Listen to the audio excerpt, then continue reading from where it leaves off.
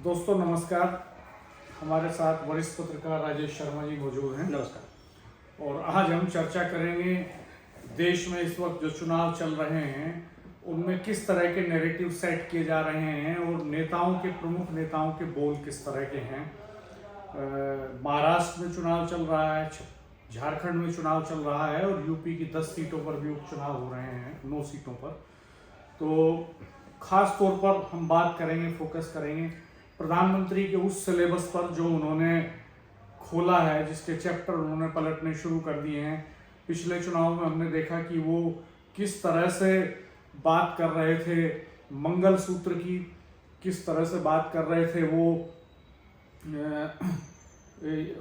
कि अगर इंडिया की सरकार आती है तो ये आपका मंगलसूत्र छीन लेंगे, ये आपके 2 मकान हैं तो 1 मकान छीन लेंगे। और फिर उसके बाद बात अब झारखंड में तो यहाँ तक पहुँच जाती है कि ये आपकी रोटी बेटी छीन रहे हैं। उन्होंने कहा छीन रहे हैं, ये शब्द इस्तेमाल किया। तो राजेश भाई साहब, यूं तो पॉलिटिक्स में लंबे समय से ही नेता जो है अपने अपने तरीके से संकेतों के जरिए खुले तौर पे कुछ बातें कहे बिना ध्रुवीकरण की कोशिश करते हैं, संप्रदाय के आधार पे, जाति के आधार पे। लेकिन प्रधानमंत्री जिस तरह से एक जिम्मेदार पद पे होते हुए, चूंकि हम ये मान के चलते हैं कि हमारे देश के जो प्रधानमंत्री हैं, राष्ट्रपति हैं, या परिवार में जो हमारे घर के बुजुर्ग हैं, नई पीढ़ी उनको फॉलो करती है, उनसे सीखती है और वो हमेशा सदाचार, शिष्टाचार इसकी सीख देते हैं और वही आइकन होते हैं, वही आदर्श होते हैं। तो ये किस तरह का आदर्श हमारे नेता इस वक्त स्थापित कर रहे हैं, ये हम आपसे जानना चाहेंगे। डॉक्टर साहब, कल अभी चूंकि महाराष्ट्र और झारखंड में विधानसभा चुनाव है और कल चुनाव में जो रैली थी, जो रैली में बोले प्रधानमंत्री जी, तो जब वो ये कहते हैं ना कि सबका विकास, सबका साथ, सबका विकास और सबका विश्वास, तो एक तरफ तो ये 3 लाइन है। हाँ। और एक तरफ जब कल भाषण होता है उनका, उन्होंने कहा मतलब इंडिया अलायंस को नाम कहा कि कांग्रेस, जेएमएम, आरजेडी बोलेगा इनकी सरकार बनी, मतलब इन्हें घुसपैठिए भी कहा सरकार बनी तो आपकी रोटी छीन लेंगे, आपकी बेटी छीन लेंगे, आपकी माटी छीन लेंगे। हाँ। और इसके बाद कहा, ये भी कहा कि ये यहाँ आएंगे, घुसपैठिए यहाँ आ जाएंगे और यहाँ जो आदिवासी हैं, यहाँ के और लोग हैं, इन सबका अस्तित्व समाप्त कर देंगे। सवाल इस बात का है डॉक्टर साहब, बीजेपी के बहुत सारे नेता हैं, वो कुछ भी बात करें, उनका कोई गिला शिकवा नहीं। जब एक तरफ प्रधानमंत्री जी सांप्रदायिक सौहार्द की बात करें, धर्मनिरपेक्षता की बात करें, जो अभी मैंने कहा सबका साथ, सबका विकास, सबके विश्वास की बात करें, और एक तरफ जब भाषण इतना जहरीला दिया जाए, तो फिर क्या लगता है आपको? नहीं, एक खास बात उन्होंने कही, एक जो बड़ा सवाल है, उन्होंने कहा कि माटी छीन लेंगे, आदिवासी समाज का दायरा सिकुड़ जाएगा। तो इस देश में आदिवासियों की जमीनें, कोड़ियों के भाव कौन छीन रहा है? उद्योगपति छीन रहे, सरकार छीनवा रही है। जिस तरह से बड़े बड़े उद्योगपतियों को झारखंड में एंट्री दी गई है, जिस तरह से बड़े पैमाने पे उनके काम के लिए लैंड एक्विजिशन किया जा रहा है, मुफ्त में जमीनें छीनी जा रही हैं, तो वो एक बड़ा खतरा है। और मुझे लगता है पॉलिसीज से सबसे बड़ा खतरा है ऐसे लोगों को। आपको ध्यान होगा जब मनमोहन सिंह सरकार थी और जिस वक्त बड़े बड़े आंदोलन हुए, सिंगूर में आंदोलन हुआ जमीन अधिग्रहण को लेके, अलीगढ़ के टप्पल में हिंसक आंदोलन हुआ, भट्टा पारसोल में आंदोलन हुआ, बुलंदशहर के, नोएडा के। तो जब ये बड़े बड़े आंदोलन हो रहे थे तो इनमें तमाम किसान मारे गए। उसके बाद जाकर के लैंड एक्विजिशन की पॉलिसी में रिफॉर्म किया उस सरकार ने, और रिफॉर्म करने के बाद ये बनी कि भाई गांव में 4 गुना और शहरी इलाके में 2 गुना मुआवजा सर्किल रेट का वो किसान को मिलेगा। और जैसे ही बीजेपी की सरकार बनती है, मोदी पार्ट 1 बनती है, वैसे ही सरकार सबसे पहले आकर के उस लैंड एक्विजिशन का जो कानून बनाया था उस समय यूपीए सरकार ने, जनता के दबाव में बनाया था। उन्होंने भी, उनकी कोई मंशा ये नहीं थी कि किसान के हक में बनाए। जब जगह जगह उग्र आंदोलन हुए तो सरकार दबाव में आई उस वक्त की, और उन्होंने बदले कानून, अधिग्रहण कानून में संशोधन किया। सबसे पहले बीजेपी सरकार आते ही उस अधिग्रहण कानून में जो बदलाव हैं उनको खारिज करती है। उसके बाद फिर प्रेशर बिल्डअप होता है, फिर आंदोलन होते हैं। आपको ध्यान होगा भट्टा पारसोल में राहुल गांधी सुबह सुबह पहुंच गए थे बाइक पर। बड़ा बड़ा बवाल हुआ था। और बड़ा नेशनल लेवल पे एक प्रेशर बिल्डअप हुआ, फार्मर्स के एजिटेशन हुए बहुत एग्रेसिव। उसके बाद सरकार प्रेशर में आई। और मुझे ध्यान है उस वक्त सतपाल मलिक जो गवर्नर भी रहे हैं, वो उस वक्त टिकट की दावेदारी करते थे मुजफ्फरनगर और मेरठ कॉन्स्टिट्यूएंसी से। और सतपाल मलिक साहब उस समय किसान मोर्चा में बड़े ओहदे पे थे, भाजपा किसान मोर्चा में उपाध्यक्ष थे। मैंने उनसे बयान लिया, मैं उस समय हिंदुस्तान अखबार में बतौर रिपोर्टर काम कर रहा था। मैंने उनको टेलीफोन करके उनका बयान मांगा कि आपकी सरकार ने, आपकी पार्टी की सरकार ने तुरंत जो है, जो लैंड एक्विजिशन में रिफॉर्म हुआ था वो वापस ले लिया। आपका बयान चाहिए, मुझे इस पर प्रतिक्रिया चाहिए। आप किसान मोर्चा के उपाध्यक्ष हैं। तो मुझे याद है सतपाल मलिक ने मुझसे कहा कि मुझे माफ कर दो, इसके लिए मैं इस पर कोई बयान नहीं दे सकता। और उन्होंने कहा कि मैं अगर खुल के बोलूँगा तो पार्टी मुझे निकाल देगी, और अगर मैं किया तो इन्होंने गलती है, लेकिन मैं खुल के बोल नहीं सकता हूँ। हालांकि बाद में ये आदमी का एक व्यक्तित्व होता है, शख्सियत होती है जो धीरे धीरे डेवलप होती है। बाद में वही सतपाल मलिक किसान आंदोलन के वक्त में झंडा लेके खड़े भी होते हैं, और रुका नहीं गया, मजबूती से रुका नहीं गया, ईमानदारी से खड़े हुए किसानों के पक्ष में। तो ये अच्छी बात है। लेकिन इस तरह की परिस्थितियां थी, तो खतरा आदिवासियों को खतरा किससे है? उनके रीति रिवाज, उनके परंपराएं और उनकी जमीनें कौन छीन रहा है? वो जो इंडस्ट्रियलाइजेशन का जो घोड़ा है, जो अश्वमेध यज्ञ इस देश में अडानी अंबानी ने छोड़ रखा है, जो सब कुछ हड़प लेना चाहता है, सारी जमीनों पे देश की कब्जा कर लेना चाहता है, सारी नदियों को कब्जा लेना चाहता है, सारे ग्राउंड वाटर पे कब्जा कर लेना चाहता है, उससे खतरा है। और तमाम संसाधनों को अपने मुट्ठी में रखना चाहता है। हाँ, या आभासी चीजों से खतरा है, क्योंकि जो सरकार है वो तो नेचुरल रिसोर्सेज की कस्टोडियन है। असली मालिक इस देश के जल जंगल जमीन के असली मालिक तो इस देश के नागरिक हैं। बिल्कुल। सरकार कस्टोडियन है, और उसको इलेक्ट इसलिए किया है कि वो पब्लिक वेलफेयर में, हम वेलफेयर स्टेट हैं, हम कोई तानाशाह देश नहीं है, राजतंत्र भी नहीं है ये। और ये जो संसाधन हमें दिए गए हैं, सरकारों को दिए गए हैं, जनता ने सौंपे हैं, इसलिए दिए हैं कि उन सारे संसाधनों का इस्तेमाल जनता के हक में करें और तमाम कुरीतियों को खत्म करे, समाज को प्रगतिशीलता की तरफ लेके जाए। तो उसकी आड़ में अब सरकारें ये कर रही हैं कि जो गरीब लोग हैं, जो गांव देहात हैं, उनकी जमीनों को कौड़ियों के भाव में खरीदा जा रहा है। ग्राउंड वाटर, बड़ी बड़ी मल्टीनेशनल्स यहीं के ग्राउंड वाटर को यूज करती हैं मुफ्त में, उससे कोल्ड ड्रिंक्स बनाती हैं, उसी को सप्लाई करती हैं। बिल्कुल।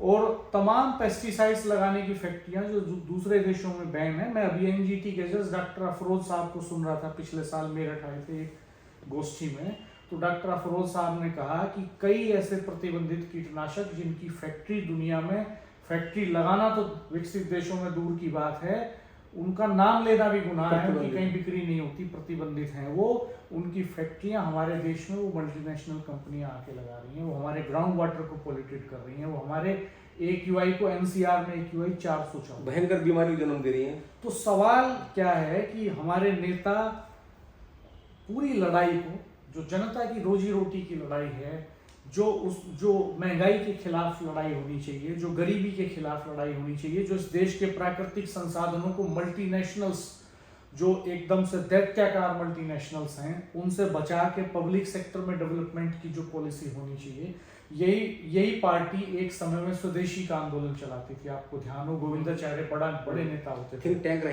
टैंक रहे, वो स्वदेशी आंदोलन चलाया इसी पार्टी ने। और आज वही पार्टी स्वदेशी के नारे को रद्दी के टोकरे में फेंक चुकी है, और रद्दी के टोकरे में फेंक के आज सारे नेचुरल रिसोर्सेज को मल्टीनेशनल्स को दिया जा रहा है, सारे पब्लिक सेक्टर यूनिट्स को प्राइवेट सेक्टर यूनिट्स में बेचा जा रहा है। तो खतरा किससे है?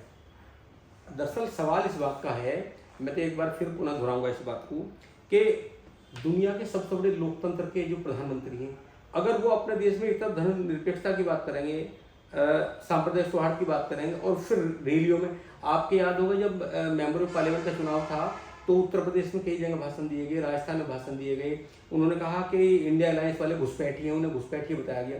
भाई लोकतंत्र में वो भी तो पॉलिटिकल पार्टियां हैं, उन्हें घुसपैठियां बताया गया कि ये लूट लेंगे, महिलाओं के जो है वो कहा था कि जेवर लूट लेंगे, मंगलसूत्र लूट लेंगे, और आप तो कह रहे हैं कि बेटियों को लूट लेंगे, रोटी को लूट लेंगे, माटी को लूट लेंगे। आप बताओ, एक उन्होंने बयान दिया कि ये लोग जो बहुत ज्यादा बच्चे पैदा करते हैं, तो आप ये बताओ, आप तो तीसरी बार प्रधानमंत्री हो, संसद में क्यों नहीं लिया ये 2 बच्चों का कानून? किसने रोका थोड़ी है। हमें लगता है कि इस 11 साल में एक बार प्रधानमंत्री जी या जो जिम्मेदार मंत्री हैं वो लगातार बोलते हैं, सड़कों पे बोलते हैं, संसद में नहीं बोलते। मानव संसाधन तो किसी भी देश का एसेट होता है। बिल्कुल। चाइना की पॉपुलेशन हमसे ज्यादा है, और आप देखिए कि वो किस तरह से मैनेज कर रहे हैं चीजों को, डेवलप राजनीति करनी है ना, मैन पावर। हम तो सबसे ज्यादा यूथ नौजवानों का देश है। इस देश में तमाम नहरें, जल, जंगल, जमीन को डेवलप किया जा सकता है। इसी मैन पावर का इस्तेमाल करके, काम देके आप कर सकते हैं। और आप देखिए एक और दूसरा चेहरा देखिए आप कि जब कुंदरकी में, यूपी की मुरादाबाद जिले की कुंदरकी विधानसभा सीट में उपचुनाव हो रहा है, वहां कैंडिडेट है रामवीर सिंह। और रामवीर सिंह जी जो है टोपी लगा के और गमछा डाल के प्रचार करने निकल रहे हैं। बिल्कुल। मस्जिदों में जा रहे हैं, ईदगाह में जा रहे हैं, ईदगाह में जा रहे हैं, वो वोट मांग रहे हैं वहां पे। तो वहां खतरा नहीं है, खतरा वहां पे है जहां पे वो ये नैरेटिव सेट किया जा रहा है बेसिकली। तो आप देखिए कि इस देश में तो साझी संस्कृति का देश है। इस देश में तो सदियों से हिंदू मुसलमान मिलके रहते आए हैं। और आप ये देखिए कि अब मुजफ्फरनगर का जो दंगा हुआ, दंगों का दंश लोगों ने देखा, झेला, वहां से कैसे कैसे निकल के आए। मेरठ में तमाम दंगे हुए, कानपुर में तमाम दंगे हुए, मुरादाबाद में तमाम दंगे हुए। तो दंगों का दंश इस समाज ने, इस देश ने बखूबी देखा है। भारत पाकिस्तान का विभाजन देखा है जो कितना दर्दनाक था। क्या आप देश को अब फिर से उसी दिशा में ले जाना चाहते हैं? तो सब क्या आप वही नैरेटिव सेट कर देना चाहते हैं, या आप जो रोजी रोटी के सवाल हैं, डेवलपमेंट के सवाल हैं, ह्यूमन हेल्थ के सवाल हैं, पूरे देश में नदियां। अब देखो ना, महंगाई कितनी बढ़ रही है इस समय। अब पहले जब हम पढ़ते थे तो 50 रुपए की सब्जियां थैले में आती थी, आज 1000 रुपए की सब्जी पॉलिथीन में रख के ले आती हैं। आप देखो कि घर में महंगाई का क्या हाल है, शिक्षा इतनी महंगी हो गई है। आप बताइए, बड़े बड़े दावे करते हो, हमें तो लगता नहीं कि अगर हम पढ़ा रहे हैं किसी बच्चे को जो 1 साल में 1.5 लाख से कम उसकी फीस या वह फीस जाती हो। आप देखो, थोड़ा बुखार हो जाए, किसी बच्चे को बुखार हो जाए तो कम से कम 10,000 रुपये लगते हैं। बात होती है बड़ी बड़ी कि भाई बहुत चिकित्सा में, मेडिकल में साइंस ने बहुत डेवलपमेंट कर दिया। जब हम व्यक्तिगत रूप से देखते हैं तो डॉक्टर साहब परेशानी होते हैं। ग्राउंड पे तो लोग मर रहे हैं, मामूली बीमारियों से लोग मर रहे हैं, इलाज नहीं है, समय पे एक्सीडेंट्स हो रहे हैं, रोड एक्सीडेंट्स बेतहाशा हो रहे हैं, हमारी सड़कें सब ओवर क्राउडेड हैं, हमारे शहर एनजीटी के जज डॉक्टर अफरोज साहब ही एक बड़े कार्यक्रम में कह रहे थे, मैं उन्हीं को कोट कर रहा हूँ, मेरे पास उनका वीडियो है, हमने यहाँ चैनल पे डाला भी है।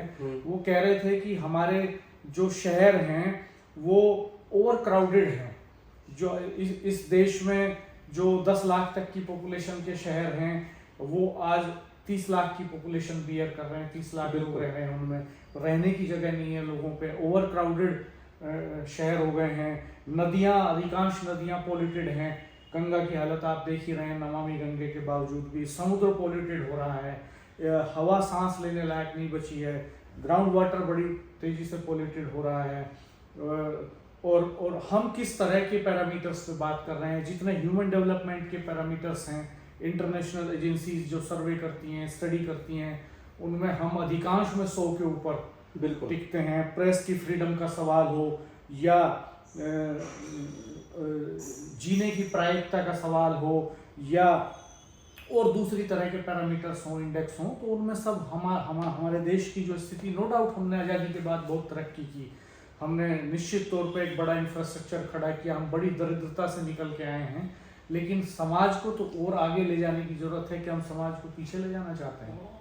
ये बड़े राजनीतिक हितों के लिए कम से कम ऐसा नहीं कि देश को बीच में दीवार नहीं खड़ी करनी चाहिए। और प्रधानमंत्री तो आदर्श हैं सबके लिए, नई पीढ़ी के लिए आदर्श हैं। एक बच्चा जो 5वीं क्लास में है, एक बच्चा जो अभी बोलना सीख रहा है, जो अभी 8वीं में है, वो 10वीं में है, उसको आप किस तरह की भाषा दे रहे हैं, उसके जहन में किस तरह का नैरेटिव आप फिट कर रहे हैं, वो किस तरह का नागरिक बनेगा आने वाले समय में, ये बड़े सवाल हैं। बिल्कुल बिल्कुल।